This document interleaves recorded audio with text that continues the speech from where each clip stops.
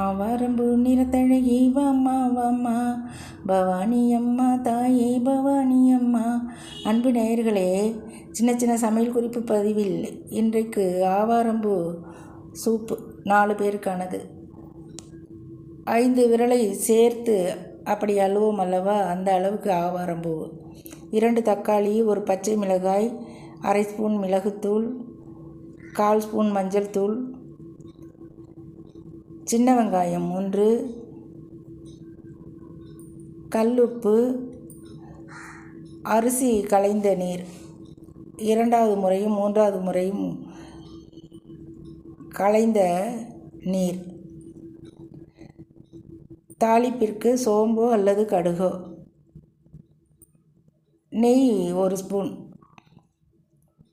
நெய் இல்லாவிட்டால் நாம் தாளிக்கும் ஏதோ ஒரு எண்ணெய். இவற்றையெல்லாம் நன்றாக கொட்டி வதக்கி, ஆவாரம்பூவையும் சேர்த்து வதக்கி, அரிசி களைந்த நீரை ஊற்றி கொதித்த பின் இறக்கினால் ஒரு 4 பேர் அளவு சாப்பிடும் சூப்பு தான். மிகவும் சுவையாக இருக்கும். தொட்டுக்கொள்வதற்கு உருளைக்கிழங்கு வறுவலோ வாழைக்காய் வறுவலோ பொருத்தமாக இருக்கும். கிடைக்கும்போது செய்து விடலாம் அன்பு நேயர்களே. ஏனென்றால் ஆவாரம்பூ பொடியை குழந்தைகளுக்கோ பெரியவர்களுக்கோ ஒரு கஷாயம் மாதிரி வைத்து கொடுத்தால் சாப்பிட மாட்டார்கள்.